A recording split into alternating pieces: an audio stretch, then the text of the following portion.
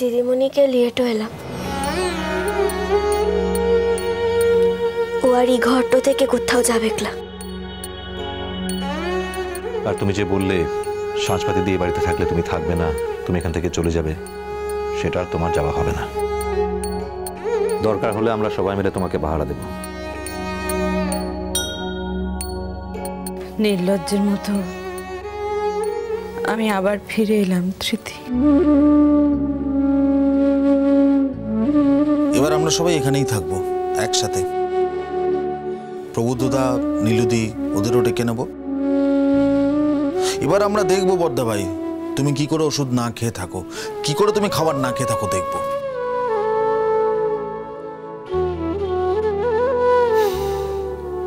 বুঝেছি। কি বুঝেছো?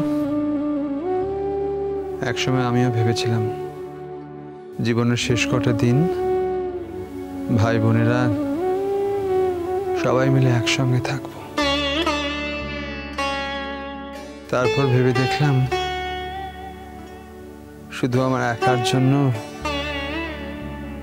বাকিদের সবার নর্মাল লাইফটা ডিস্টার্বড হবে,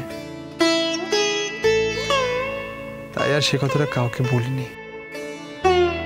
তোমাকে এত ভাবতে কে বলেছে বলো তো? ইদানিং দেখছি তুমি একটু বেশি ভাবতে শুরু করেছো, তাই না? দিদিমণি তো তার মায়ের কাজটাতে যে খাওয়া দাওয়াই বন্ধটা করে দিয়েছিল। দিদিমণির মা তো মুখে সকল কিছুটা বলেছে। তাকে দেখেছিস দিদিমণির মুখটাতে?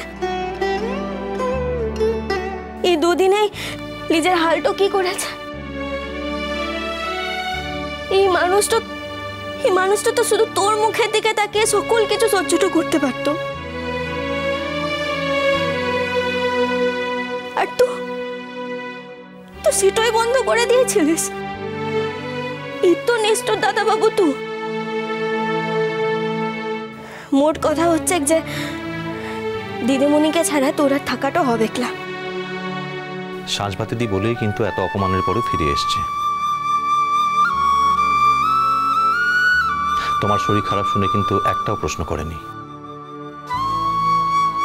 যে অবস্থায় ছিল সেই অবস্থায় বলেছে আমি রেডি, চলো।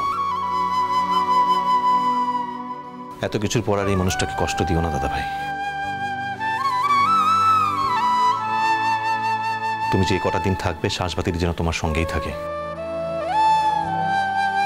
এইটুকু অ্যালাউ করো প্লিজ। তুমি যদি এখনো আমাদের সঙ্গে কোঅপারেট করো, নিয়ম মেনে চলো, তাহলে তোমার জীবনের মেয়াদ আমরা কিছুটা হলেও বাড়াতে পারবো। প্লিজ দাদা ভাই, আমাদের সঙ্গে একটু কোঅপারেট করো, আমরা আর কিচ্ছু চাই না।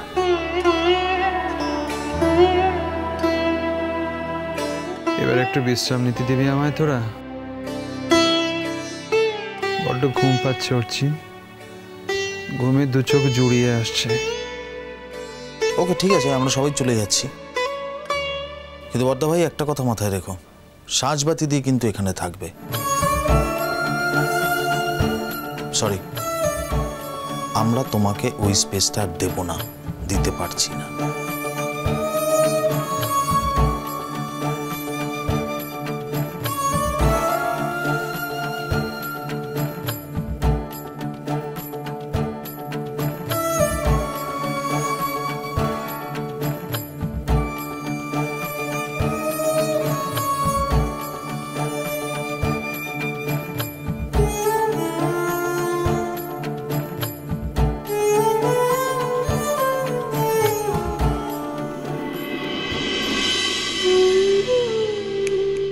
আবার তোমাকে ওরা ফিরিয়ে নিয়ে এলো?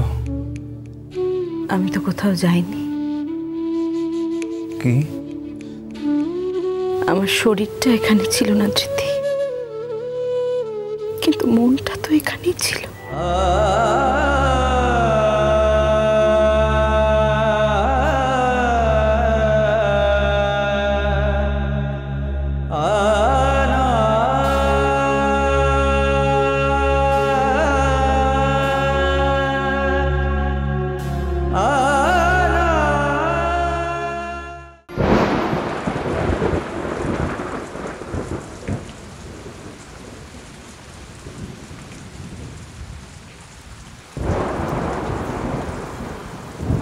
আচ্ছা সেই কখন তোমার কাছে একটু জল চেয়েছি, তারপর হঠাৎ দেখি তুমি নেই।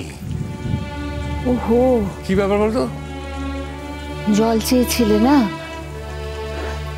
আমি একদম ভুলেই গেছি। কি ব্যাপার, খাওয়া দাওয়া করে বিশ্রাম না নিয়ে হঠাৎ এই পুরোনো বাক্স প্যান্টটা খুলে বসলে? না, এই যে এই পুরনো জিনিসগুলো একটু রোদে দেব, তাই একটু নেড়ে চেড়ে দেখছি আর কি। এই বাদলার মধ্যে রোদে দেবে মানে? না, বাদলায় দেব কেন, বৃষ্টি কমলেই দেব। বর্ষাকাল, তোমার কি মনে হয় যে বৃষ্টি থেমে যাবে? আচ্ছা, তুমি গিয়ে একটু শো না, আমি কি করছি না করছি তোমারও তো দেখবার দরকার কি। ওর তো মেয়েলি স্বভাব হয়েছে বাপু তোমার আজকাল।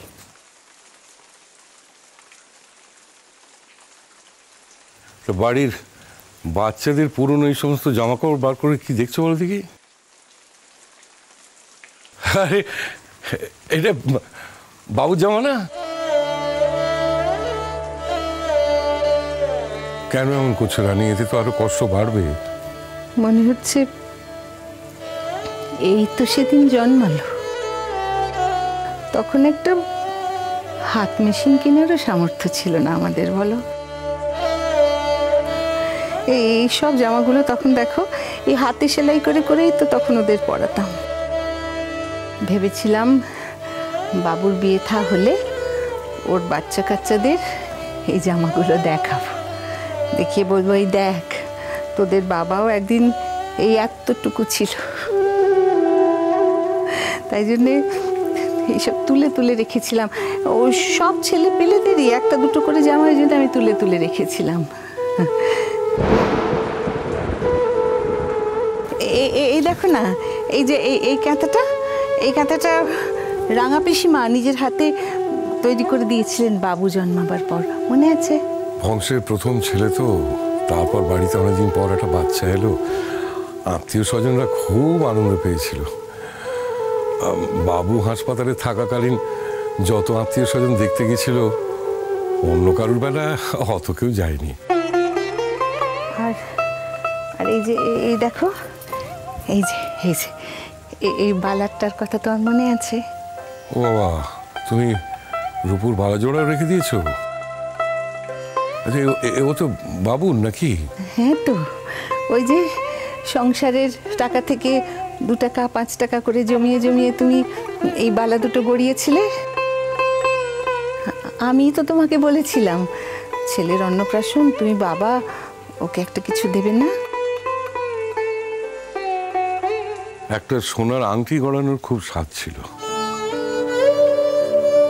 ক্ষমতায় কুলোয়নি। আসলে তখন সংসারের এদিক টানতে ওদিকে ফুটো বেরিয়ে পড়ছে, মানে কিভাবে যে চালিয়েছি আজ ভাবলে ভয় করে। আসলে কি মনে হয় যেন তোর বয়সটা অল্প ছিল তো, সেই জন্য অত শক্তি ছিল। এখন খোলে কি আর পারতাম? কিন্তু জানো, ওই তুমি যাই বলো, ওই ডাল ভাত খাওয়ার মধ্যেও একটা খুব আনন্দ ছিল, বলো। নিশ্চয়ই। কত লোক তখন আমাদের বাড়িতে, হ্যাঁ, মা বাবা বেঁচে ছিলেন, তাছাড়াও ও সে সারাক্ষণ তো লোক আসা লেগেই ছিল, তাই না?